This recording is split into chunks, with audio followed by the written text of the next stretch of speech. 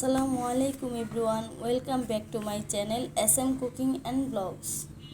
আশা করছি সকলেই ভালো আছেন। আমিও আলহামদুলিল্লাহ ভালো আছি। তো আজকে আমি আপনাদের জন্য খুব স্বাস্থ্যকর একটি রেসিপি নিয়ে হাজির হয়েছি। আজকে আমি আপনাদের চিড়া দিয়ে তৈরি খুব স্বাস্থ্যকর আর মজাদার 3টি ডেজার্ট আইটেম শেয়ার করব। আশা করছি আজকের এই ডেজার্টটা এই গরমের মধ্যে আপনাদের উপকারে আসবে। যারা হেলদি রেসিপি চাচ্ছিলেন তাদের জন্য এই রেসিপিটা আশা করছি আপনাদের কাছে ভালো লাগবে। তো চলুন দেখে নেওয়া যাক কিভাবে তৈরি করতে হয়। প্রথমে আমি একটি মিক্সিং বোল নিয়ে নিচ্ছি, আর তারপর নিয়ে নিচ্ছি একটি জালিটা নিয়েছি। যে আমি যেহেতু এটা চিড়ার ডেজার্ট তৈরি করব, তাই এখানে চিড়াটাকে প্রথমে আমি চেলে নিব, কারণ চিড়ার মধ্যে প্রায় সময় অনেক ময়লা থাকে, তাই আমি চিড়াটাকে আগে চেলে নেব। এখানে আমি প্রাণ কোম্পানির চিড়াটা নিয়েছি। আপনারা চাইলে আপনাদের পছন্দ অনুযায়ী যে কোনো কোম্পানির চিড়াই আপনারা ব্যবহার করতে পারেন। তো এখানে আমি 2 কাপ পরিমাণ চিড়া নিয়ে নিয়েছি।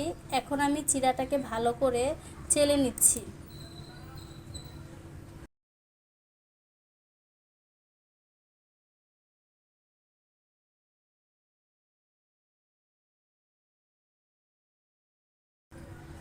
আর এই দেখেন চিড়াটা চেলে নেওয়ার পর কতগুলো ময়লার নিচে পড়েছে।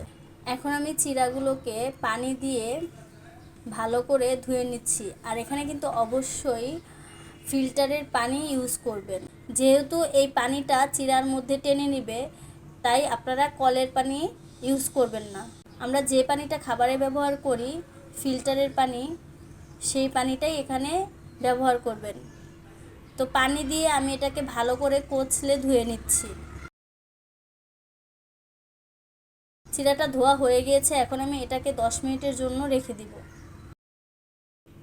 ফিরে এলাম 10 মিনিট পর। এই দেখেন চিড়াটা পানিটা ভালোভাবে টেনে নিয়েছে এবং কিভাবে ফুলে একদম ঝরঝরে হয়ে গিয়েছে। চলে যাচ্ছি পরবর্তী প্রসেসে। এখানে আমি একটি মিক্সিং বোল নিয়ে নিয়েছি।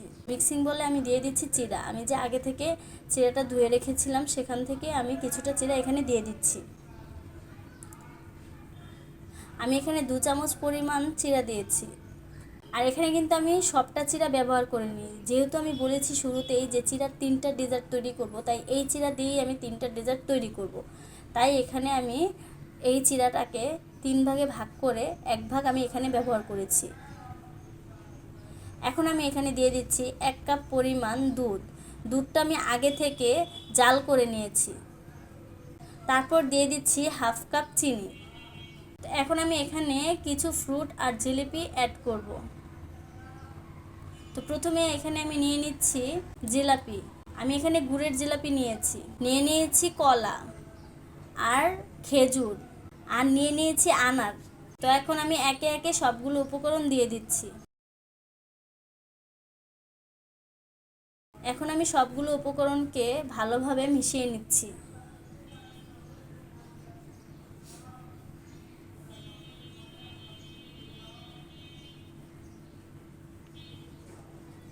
তো এটা পুরোপুরি রেডি হয়ে গিয়েছে। আমার প্রথম ডেজার্টটি তৈরি হয়ে গিয়েছে। এখন চলে যাচ্ছি পরবর্তী ডেজার্টে। তো এখানে আমি একটি পাত্র নিয়ে নিয়েছি। প্রথমে এখানে আমি দিয়ে দিচ্ছি চিড়া।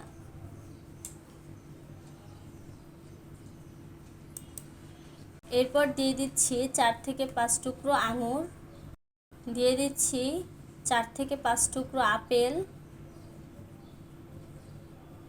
দিয়ে দিচ্ছি 5 থেকে 6 টুকরা কলা, দিয়ে দিচ্ছি কয়েক টুকরো জিলাপি, দিয়ে দিচ্ছি সবশেষে কয়েকটি দানা আনার। আর ফলগুলোকে কিন্তু আমি আমার পছন্দ অনুযায়ী শেপ করে কেটে নিয়েছি। এখন আমি এখানে দিয়ে দিচ্ছি 1 কাপ পরিমাণ দুধ। দুধটাকে কিন্তু আমি আগে থেকে জাল করে নিয়েছি। এখন আমি এখানে দিয়ে দিচ্ছি 1 কাপ পরিমাণ মিষ্টি দই। তো তৈরি হয়ে গেল আমার দ্বিতীয় ডেজার্টটি। আর উপর দিয়ে কিছু ফল আমি ডেকোরেশনের জন্য দিয়ে দিচ্ছি। তো এখন আমি দ্বিতীয় ডেজার্টটি তৈরি করে নিচ্ছি। এর জন্য আমি প্রথমে নিয়ে নিচ্ছি একটি মিক্সিং বোল। মিক্সিং বলে আমি নিয়ে নিচ্ছি 1 কাপ পরিমাণ মিষ্টি দই। আর দইটাকে আমি ভালো করে একটি চামচ দিয়ে কিছুক্ষণ ফেটিয়ে নিচ্ছি।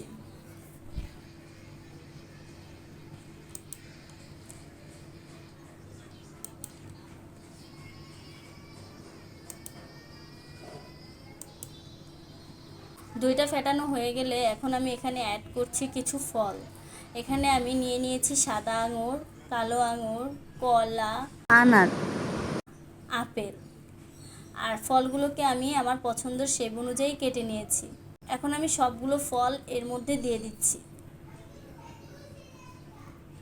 এখন সবগুলো ফল আমি এই দইয়ের সাথে ভালোভাবে নেড়ে মিশিয়ে নিচ্ছি।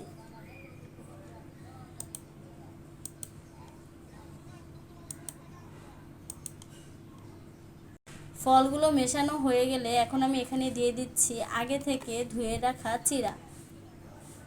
এবার চিড়াটাকেও আমি এই ফল আর দইয়ের সাথে ভালোভাবে মিশিয়ে নিচ্ছি। তো ভালোভাবে মেশানোর পরে আমার কাছে এখানে মনে হচ্ছে এটা একটু বেশি ড্রাই হয়ে গিয়েছে, তাই আমি এখানে আরও হাফ কাপ পরিমাণ দই ফেটিয়ে দিয়ে দিচ্ছি।